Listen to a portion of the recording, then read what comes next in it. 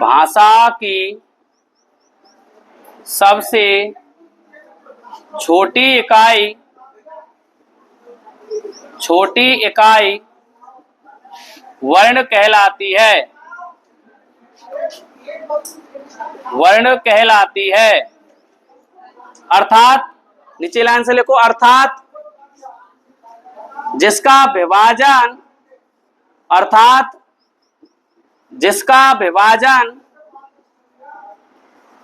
जिसका विभाजन नहीं किया जा सकता, अर्थात जिसका विभाजन नहीं किया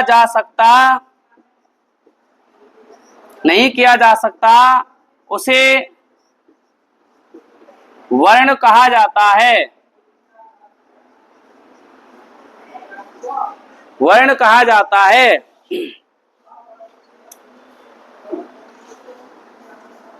कुल वर्ण, नीचे लाइन से लिखो ऐसे लगा के, कुल वर्ण 46 होते हैं। कुल वर्ण 46 होते हैं। साइड हेडिंग दो, प्रकार, ऐसे साइड हेडिंग प्रकार लिखिए। प्रकार में वर्ण 2 प्रकार के होते हैं। वर्ण 2 प्रकार के होते हैं।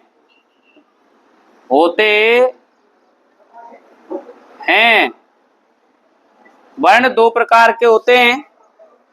नंबर 1 अच, कोष्टक में ऐसे स्वर। नंबर 2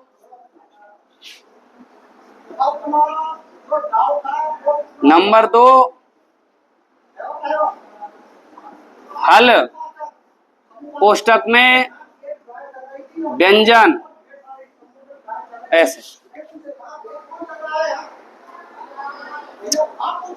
लिख दिया। अब आप मेन हेडिंग डालिए। नंबर 1 अच, मेन हेडिंग डालिए आप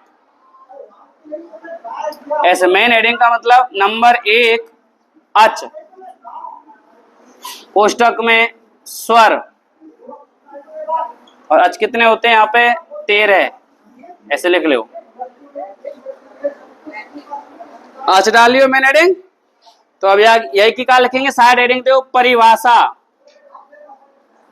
परिभाषा लिखो, परिभाषा।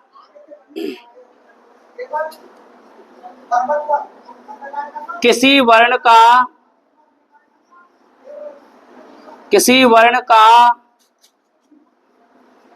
उच्चारण करते समय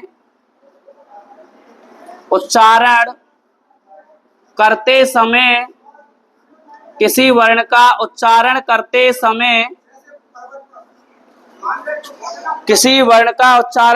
समय श्वास या वायु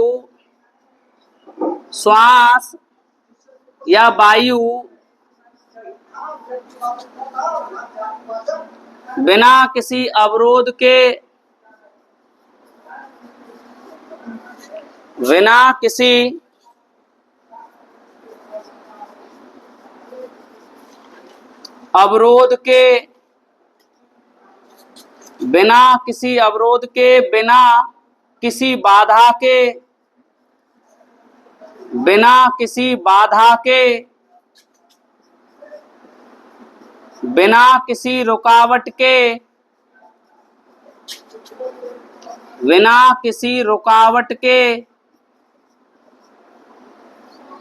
बिना किसी रुकावट के मुख से बाहर निकल जाते हैं। मुख से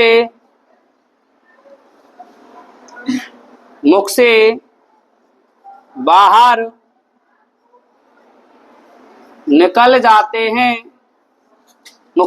निकल जाते हैं। उन्हें अच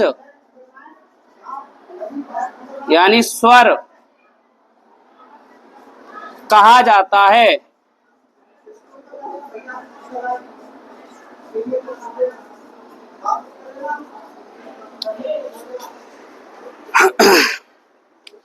तो ये आपकी आज की परिभाषा लिख लिया आपने पूरी।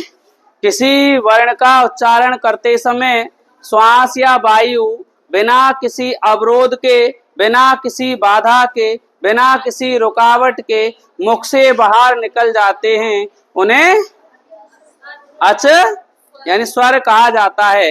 इसी में लिख दो स्वर। स्वर 13 होते हैं। स्वर वर्ण 13 होते हैं। स्वर वर्ण 13 होते हैं। अब मेन हेडिंग तो डल ही रही है, आज तो प्रकार काय के हैं ये स्वर के। ये तो लिखो स्वर 3 प्रकार के होते हैं।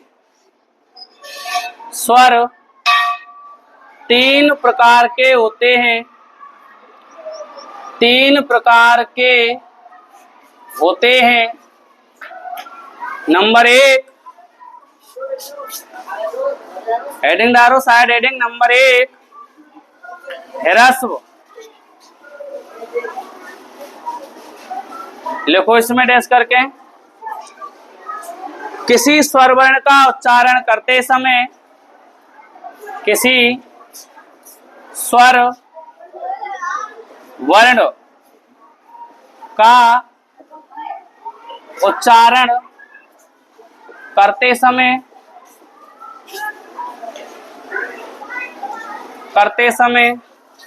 एक मात्रा का समय लगता है।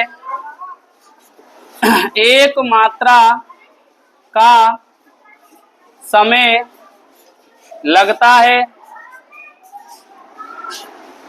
किसी स्वर वर्ण का उच्चारण करते समय एक मात्रा का समय लगता है तो उसे ह्रस्व स्वर कहा जाता है। ह्रस्व स्वर कहा जाता है। डैश लगा के लिखो ह्रस्व स्वर 5 होते हैं।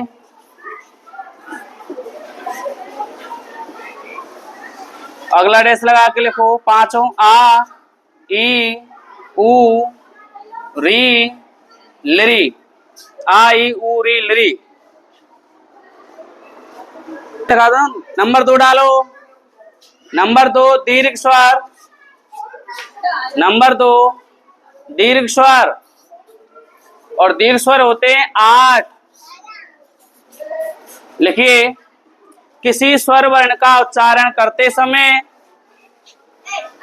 समय 2 मात्रा का समय लगता है। 2 मात्रा का समय लगता है तो उसे दीर्घ स्वर कहा जाता है।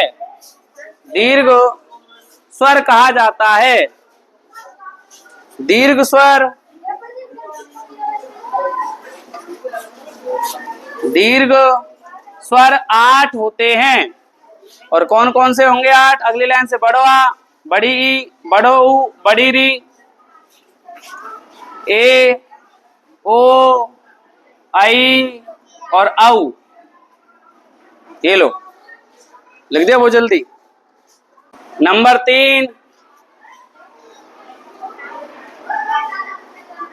3 प्लुप्त स्वर।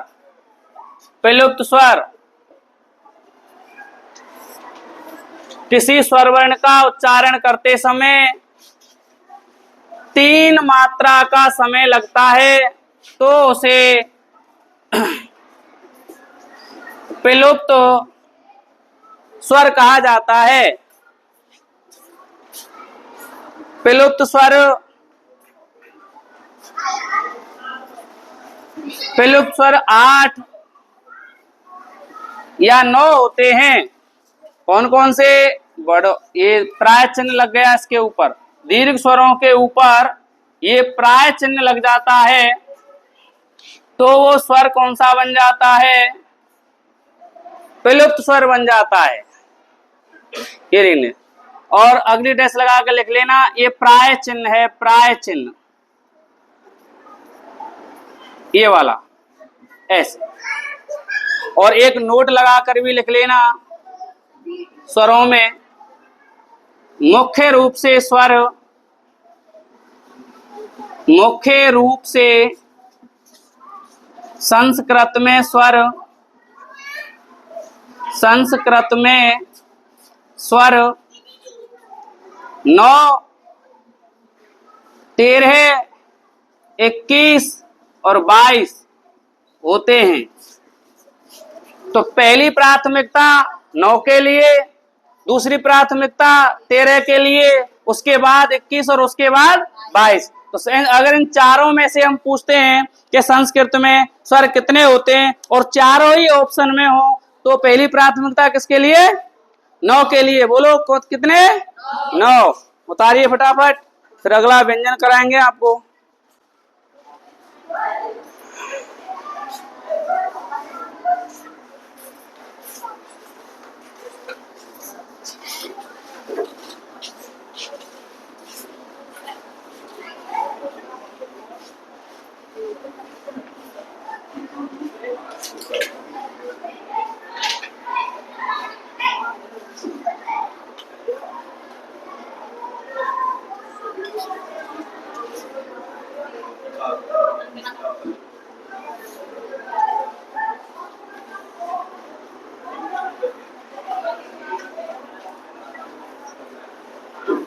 चल रहा हूं आपको, है ना।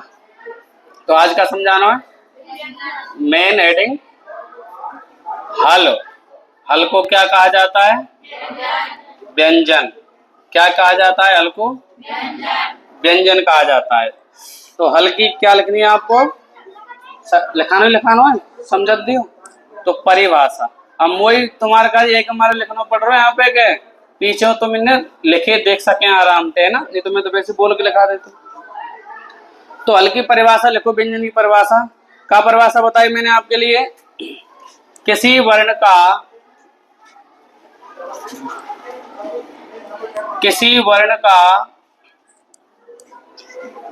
उच्चारण करते समय, उच्चारण करते समय श्वास या वायु, श्वास या वायु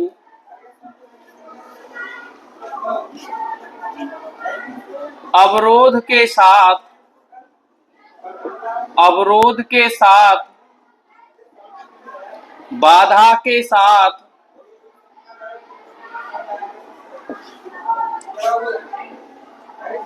रुकावट के साथ, रुकावट के साथ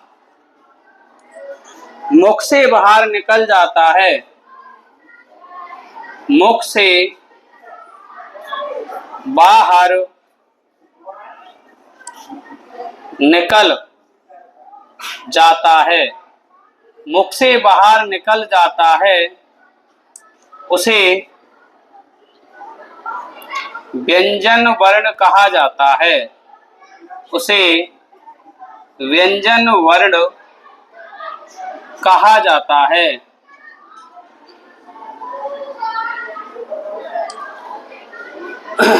तो ये क्या होगी परिभाषा?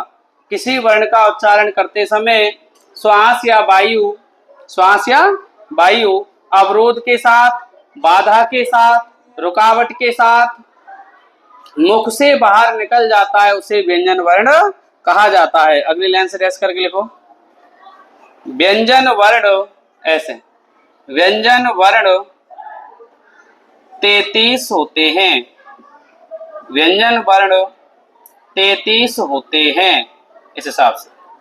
फिर शायद हेडिंग दीजिए आप, प्रकार। यह 3 प्रकार के होते हैं। क्या प्रकार के हुए? 3 प्रकार के होते हैं। यह 3 प्रकार के होते हैं। अब साइड हेडिंग दीजिए नंबर 1, कौन सा? स्पर्श व्यंजन वर्ण। स्पर्श व्यंजन वर्ण लिखिए परिभाषा इसकी। किसी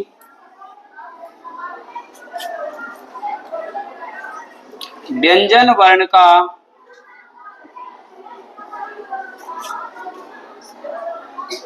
किसी व्यंजन वर्ण का उच्चारण करते समय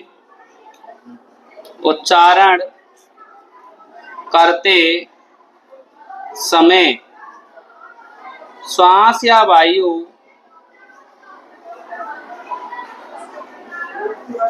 वायु मुख में किसी ना किसी अंग से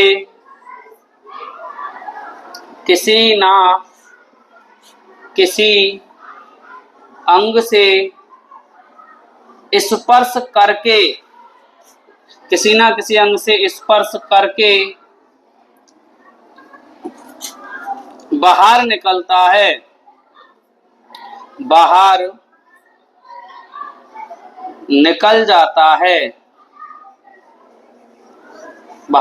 जाता है उसे स्पर्श व्यंजन वर्ण कहा जाता है।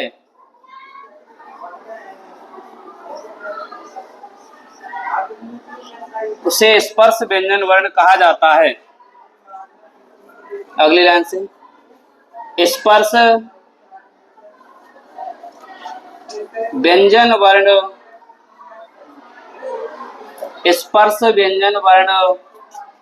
25 होते हैं।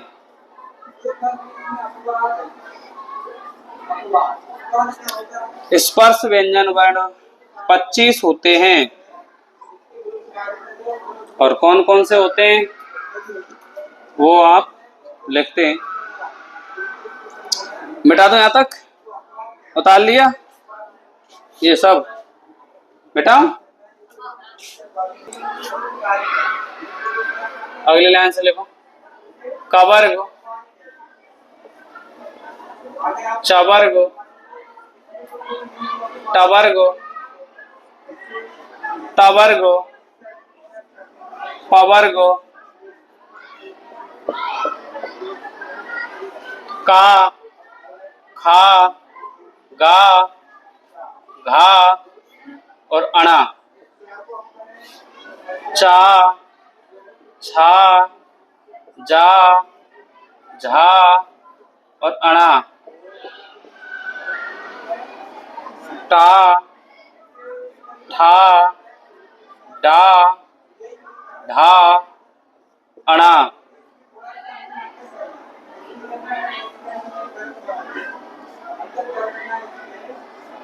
ता, था, दा, धा, ना। पा, फा, बा, भा और मा। ये हो गया आपके स्पर्श व्यंजन। उतारिए। नंबर 2 कौन सा है? अंतस्थ। अंतस्थ वर्ण लिखो इसमें किसी व्यंजन वर्ण का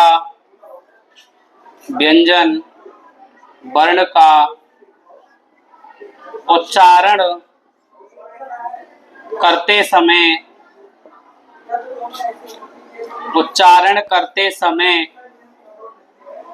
थोड़ा सा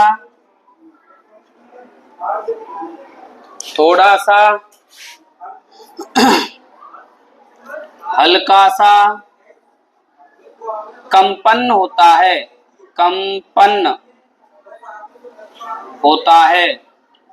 हल्का सा कंपन होता है उसे अंतस्थ व्यंजन वर्ण कहा जाता है। अंतस्थ व्यंजन वर्ण कहा जाता है।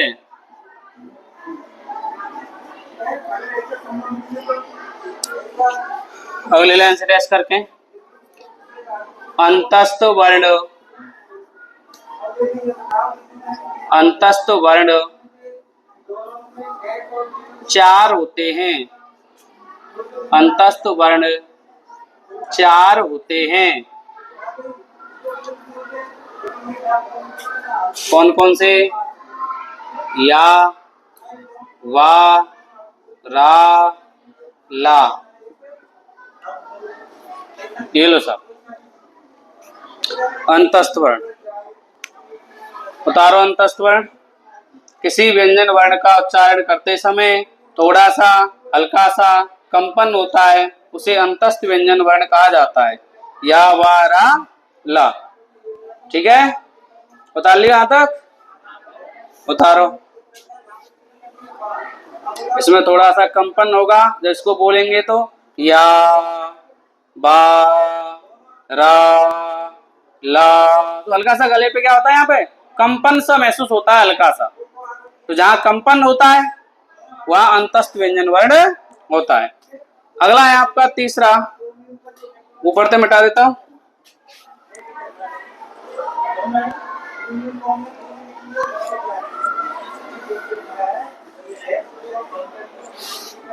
तीसरा देखिए, तीसरा ऊष्म वर्ण। ऊष्म वर्ण डालिए आप, लिखिए ऊष्म वर्ण किसी व्यंजन वर्ण का उच्चारण करते समय, उच्चारण करते समय थोड़ा सा, उच्चारण करते समय थोड़ी सी, उच्चारण करते समय थोड़ी सी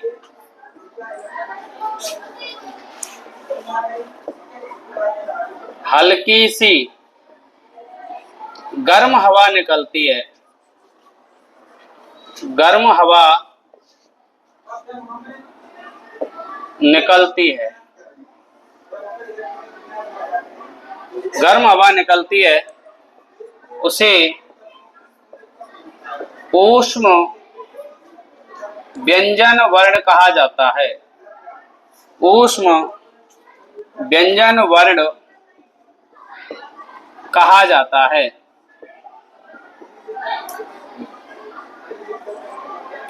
अगली लाइन से टेस्ट करके ऐसे लिखेंगे, ऊष्म वर्ण कितने होते हैं?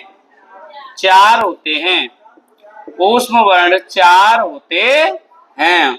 और कौन कौन से ऊष्म वर्ण होंगे भैया? 4। सा, सा, हा। तो सा, सा और हा, ये आपके चारों है।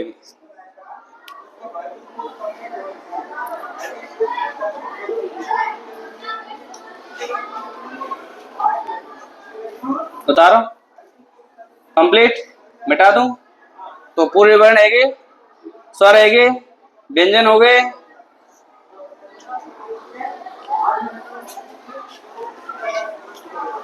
डालिए संयुक्त, संयुक्त वर्ण। संयुक्त वर्ण होते हैं हमारे छा, त्रा, ज्ञा, श्रय। छा जो होता है, छा ये किस किस से मिलके बनता है बताओ? का और सा, आ। यानी छा किससे मिलके बनता है? का, सा और आ की तो मात्रा लग रही है इसमें। त्रिशूल ता और रा से मिलकर बनता है, मात्रा काय की लग रही है? आ की। विज्ञानी जा से और अणा से मिलकर बनता है, मात्रा काय की लग रही है? आ की। श्रेय किससे मिलकर बनता है? सा से और रा से, मात्रा काय की लग रही है? आ की।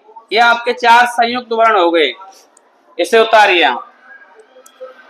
अगली हेडिंग डालिए आप, पाणिनि के अनुसार, पाणिनि के अनुसार वर्ण, पाणिनि के अनुसार वर्ण। तो कितने होते हैं पाणिनि के अनुसार वर्ण? 63 या 64? कैसे कैसे बताए? स्वर कितने होते हैं? 21 या 22? व्यंजन कितने होते हैं? व्यंजन 33। अयोग्यवह, अयोग्यवह वर्ण होते हैं 4।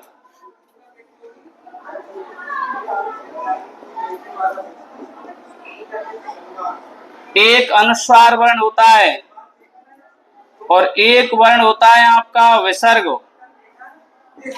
और एक वर्ण होता है आपका जिह्वा मूल, और एक वर्ण होता है आपका उपपद्य मानीय, उपपद्य मानीय, और एक वर्ण होता है आपका द्विस्पष्ट।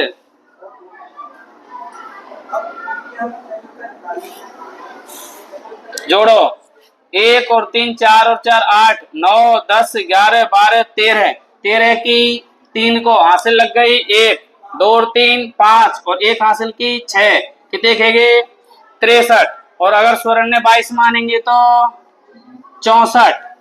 ये आपके पाणिनि जी के अनुसार वर्ण हो गए भाई। लिखिए आप। संस्कृत में वर्ग, संस्कृत में वर्ग। अगली हेडिंग डालिए भाई। संस्कृत में वर्ग कितने होते हैं बोलो? संस्कृत में कितने वर्ग होते हैं? 5। कितने वर्ग होते हैं? संस्कृत में वर्ग कितने होते हैं? 5 वर्ग होते हैं। कौन कौन से? अभी बताता हूं, देखो। पहलो अक्षर, संस्कृत में पहलो अक्षर, वो वर्गन में पहलो, दूसरो, तीसरो, चौथो और पांचो। आपको इस प्रकार से याद रखने हैं। अभी ऐसे याद ना रखने आपको, का जैसे का खा गा घा अणा। अब जरूरत पड़ेगी, अभी बताऊंगा, देखो कैसे। कि पहला अक्षर, वर्ग का पहला अक्षर कौन सा रहेगा? का। ऐसे याद करना, चा, टा, ता और पा। नियम चेंज करो, तुम करें का खा गा घा अणा, ऐसे याद है। अब आपको ऐसे याद रखना, अभी लिखो मत, आप समझो पहले। का, चा, टा, ता, पा। संस्कृत में वर्ग कितने होते हैं? 5। कौन कौन से? एक तो होता है कवर्ग। कौन सा होता है? कवर्ग। और एक होता है चवर्ग, और एक होता है टवर्ग, और एक होता है तवर्ग, और एक होता है पवर्ग। अब आपको याद है, ऐसे ना करने के का खा गा घा अणा, ऐसे तो बहुत टाइम लगेगी। हमको क्रम चेंज करना है, ऐसे याद करना है। जब मैं कहूं कि वर्ग का पहला अक्षर कौन सा है, तो या मैंने कही कि वर्ग का चौथा अक्षर कौन सा है, तो क्या करेंगे? वर्ग को मतलब सब वर्ग आगे पांचों, का खा गा घा, फिर चा छा जा झा, टा ठा डा ढा। ऐसे निकालेंगे, ऐसे तो निकालते रह जाएंगे। ऐसे याद ना करना, क्रम थे। मैंने कही कि वर्ग का तीसरा अक्षर तो गा जा डा दा बा, ऐसे। कि वर्ग का चौथा अक्षर कि घा जा ढा धा भा। कि वर्ग का पहला अक्षर का चा टा ता पा। कि वर्ग का दूसरा अक्षर कि खा चा ठा ता फा। ऐसे, यानी ऐसे याद होने चाहिए आपको। ऐसे नहीं निकाले करें का खा गा घा, ऐसे नहीं तुरंत। मैंने कहा वर्ग का चौथा अक्षर बताओ, कि गुरु जी घा झा ढा धा भा। कि वर्ग का 5वां अक्षर अणा अणा अणा ना मा, ऐसे। सुनाई नहीं आई? तो ऐसे याद करें आपको, ऐसे कि वर्ग का पहला अक्षर का चा टा ता पा। तो ये कौन सा अक्षर हो गया? वर्ग का पहला अक्षर। आपको ऐसे याद रखें। कि वर्ग का दूसरा अक्षर के खा, छा, ठा, था, फा। ये कौन कौन से अक्षर आगे वर्ग के? दूसरे अक्षर। बोलो सीखे कि ना सीखे? के वर्ग को तीसरा अक्षर के गा, जा, डा, दा और बा। गा जा डा दा बा, गा जा डा दा बा। कौन सा है वो वर्ग को?